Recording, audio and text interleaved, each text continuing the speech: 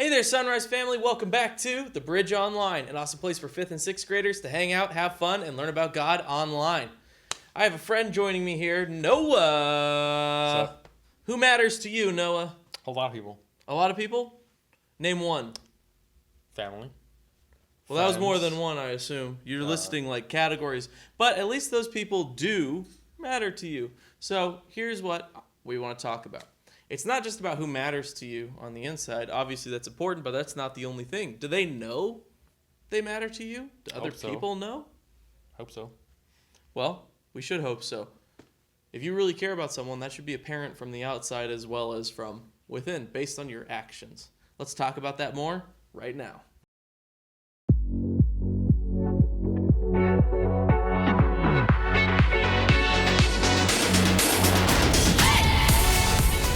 Everyone is part of a bigger story. It's a bigger story than you can imagine. It's a big story about a really big God. Discover the story that shows you the character of God. What's up? I'm Caleb, and this right here is my Bible. The God who made the entire universe chose to speak to us. He inspired dozens of people over hundreds of years to write down his story, the truth of how God created us and loves us, even when we turn away from him. In fact, from the very beginning, God saw how deeply we needed him, and he made a way for us to return and share friendship with him, no matter what we've done. That's true compassion. And I've got 4 stories from the life of Jesus to show you what compassion can look like. We're going to start off in the book of Luke. Here, Jesus is just beginning to travel and teach, and he tells everyone what he's all about. The Spirit of the Lord is on me. He has anointed me to announce the good news to poor people, freedom for the prisoners, sight for the blind, freedom for those treated badly. That's great news, right? Except Jesus' former neighbors, they don't get it. In fact, they try to give Jesus a pretty steep learning curve. Let's move ahead one book to John.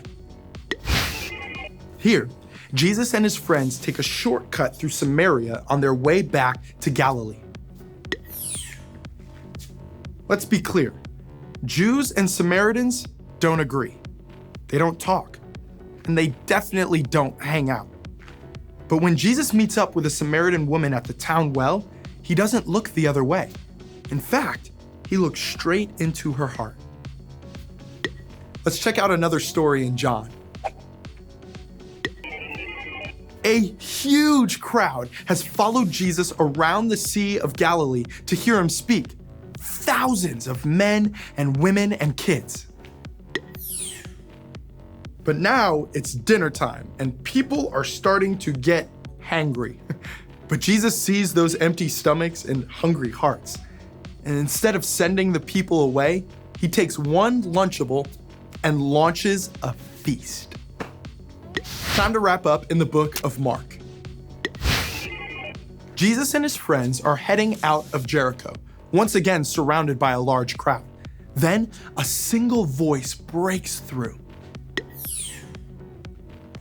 It's a blind man begging for Jesus to hear him.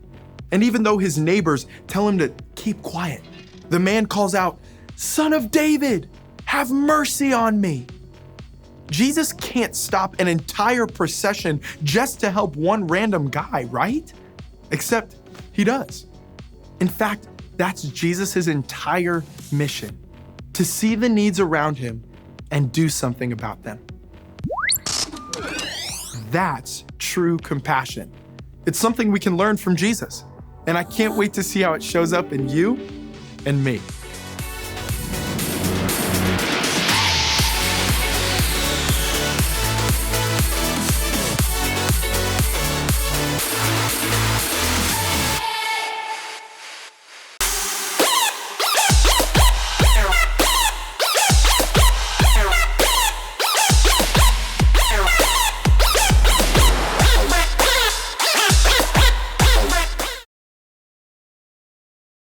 Oh, yeah? Okay. Sure. All right, that passed me. Mm-hmm. Uh-oh.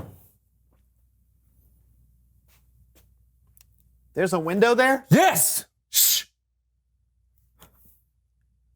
Uh-huh. Oh. Mr. Beauregard has weeds growing up around his mailbox. That's a violation. Uh-huh.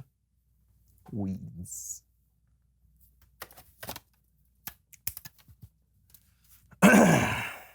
What are you doing? Neighborhood watch! Shush. Oh, look at that. Miss Franklin's walking her dog without a leash. Doesn't she know how dangerous that is? Danger.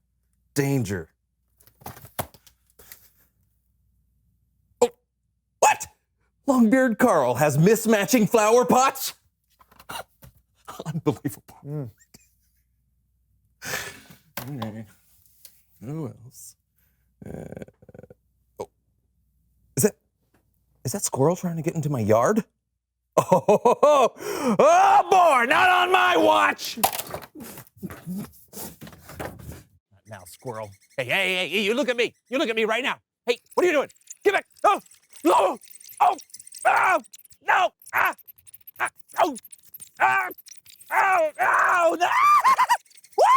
No, get back. Oh, don't look at That's a strong squirrel.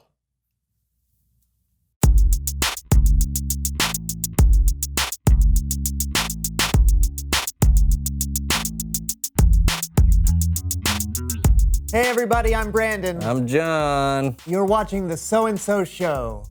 And John is watching his neighbors. I knew something fishy was going on. What do you see? Well, I see strangers, a moving van, people moving boxes in and out of the house next door. Sounds like you have some new neighbors moving in. New neighbors. Yep. What do I do? What do I do? This is a big deal. You could go meet them after we finish the show. Well, I can't just walk over there and talk to them. I have to bring something, do something, be a good neighbor. Sounds like you're putting a lot of pressure on yourself. No, I'm not. I just want to be a good neighbor. Oh. Okay, maybe we need someone to help us. Please welcome. Someone who knows stuff. I'm Melinda Manners.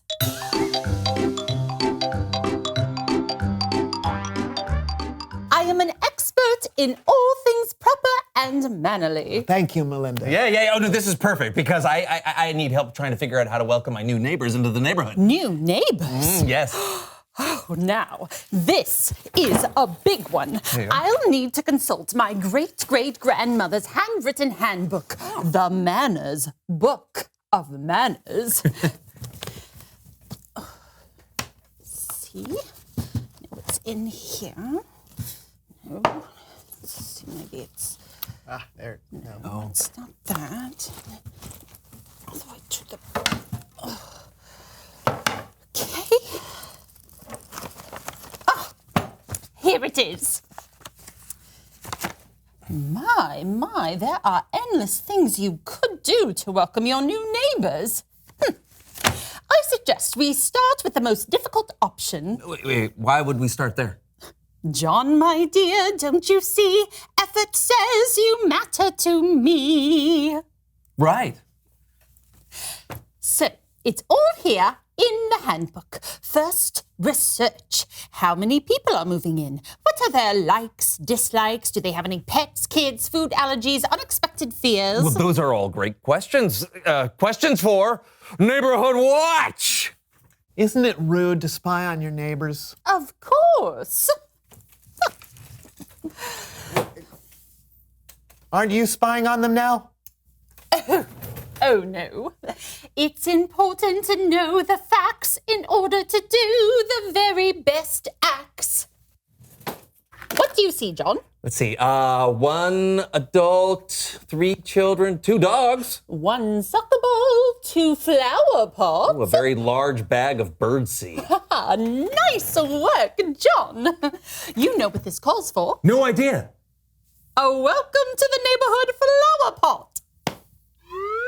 You have everything you need here to make a beautiful and thoughtful welcome to the neighborhood flower pot. You will each create your flower pot, and then you must be able to carry it around the room on your head. Why do we need to carry them on our head? Good posture, young man, is essential to a mannerly first impression. A bad first impression is as bad as sour milk. If you want to be impressive, walk as smooth as silk. Oh, okay. You have 5 minutes to decorate and go.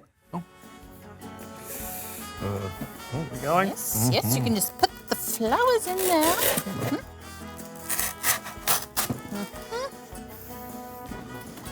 Okay. Don't forget to add the candy. Oh, right. Oh, I thought Save this room was for the me. Candy? No.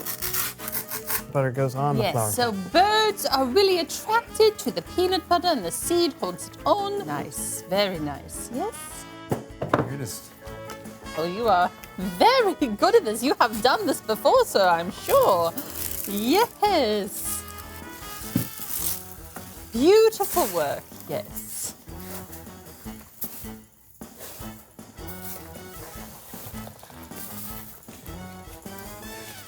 Time. Now to practice carrying them over to the new neighbors.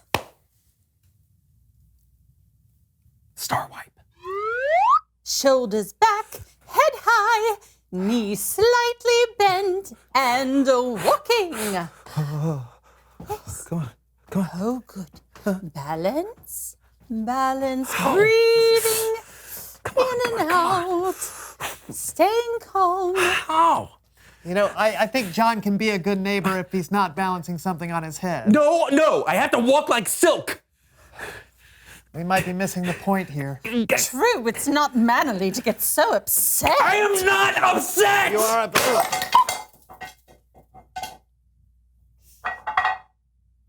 It's Bible story time with Kellen.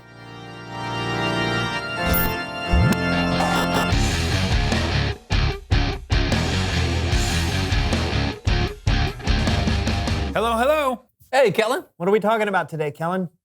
Great question. Today we're talking about a time that Jesus talked to a Samaritan woman at a well in Samaria. That's right. And what better way to learn about this historic moment than to hear from the woman herself?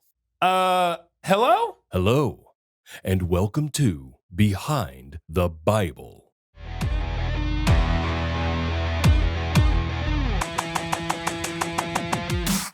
Jesus and his disciples were traveling through Samaria. Jesus, tired from his journey, sat down at a well while his disciples went into town to buy food. While he was sitting there, a Samaritan woman came to draw water from the well. It was the middle of the day, and he was just sitting there by himself. All I knew about him is that he was Jewish, and Jews did not talk to Samaritans. Plus, I'm not exactly the person people liked to talk to. Back then, most people just ignored me or were mean to me, so I wasn't gonna say anything.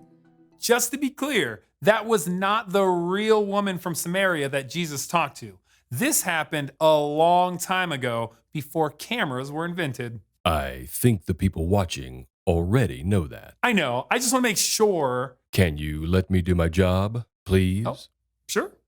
Jesus asked the woman if she would give him a drink. Of course, I was surprised when he asked. I was surprised he was even talking to me. I asked him how he could ask me for a drink when he was a Jew and I was a Samaritan woman. And he said, and I'll never forget this. He said, "You don't know who is asking you for a drink. If you did, you would have asked him. He would have given you living water." Sounds crazy, right? I mean, how could I ask him for a drink? He didn't even have anything to get water with. And who's ever heard of living water? Jesus told her, "Everyone who drinks the water from the well will get thirsty again. But whoever drinks the water I give will never get thirsty." When the woman asked Jesus for this living water, he told her to go get her husband. But Jesus knew that she had no husband. In fact, Jesus knew everything about her. that's right. I know. It blew my mind, you know? How could a stranger know all about my past? He knew all the mistakes I'd made, all my sins, but he was so kind about it. He wasn't embarrassed or mad or He just saw me for who I was and knew me. That's when I realized he was no ordinary man. Jesus told her the truth about himself, that he was the Messiah, the Savior of the world that the people had been waiting for. And that's when his disciples returned from getting food. Yeah, we were surprised to see him talking to a Samaritan woman, but we didn't say anything. Jesus was always surprising us with who he talked to. He cared about everybody. There wasn't a single person he thought of as not worth his time or attention. I guess we should all be like that, huh? When I found out I was talking to the Messiah, I could barely believe it. I left my water jar. Cannot believe I did that. And I ran into town just shouting at people, "Come see a man who told me everything I've ever done. Could this be the Messiah?" It was amazing. And I think people came to see him in part just because of how excited I was. They wanted to see for themselves what I was talking about. It was like the whole town came up to see Jesus. They begged him to stay with them, so we stayed there for 2 days. And so many people believed in him. They believed in Jesus as the Savior of the world. It was incredible. That day changed me. He changed me. I won't ever be the same again. Jesus showed the woman who he really was, the Savior of the world. And because of her response to him, many people in her town met him and believed in him too. This has been Behind the Bible. That was really awesome. That was a great narration. Yes, I know. Okay. Hey, what did you guys think? That was great. Yeah, Jesus changed that woman's life. And saved her city. Yep. Jesus showed this overlooked woman that she mattered. And she responded by sharing the good news with everyone she knew. It's important to remember that no matter who you are, where you're from, or what you've done, we still matter to Jesus. Thanks, Kellen. You betcha.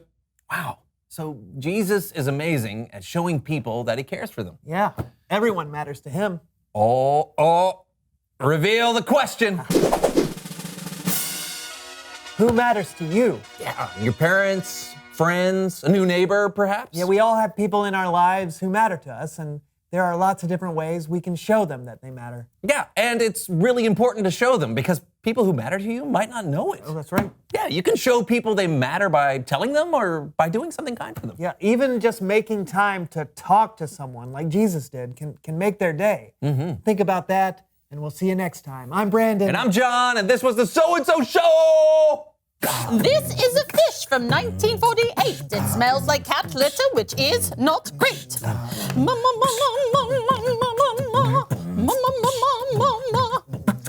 This is a dog bone halfway chewed. I don't have a dog, so this one's for you.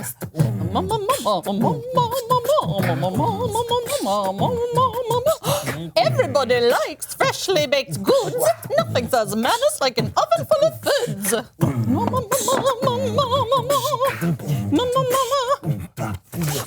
manners book of manners. The manners book of manners. The manners book of manners. Book of manners. Book of manners. Manners. Manners. Manners. Manners. Now bring it home.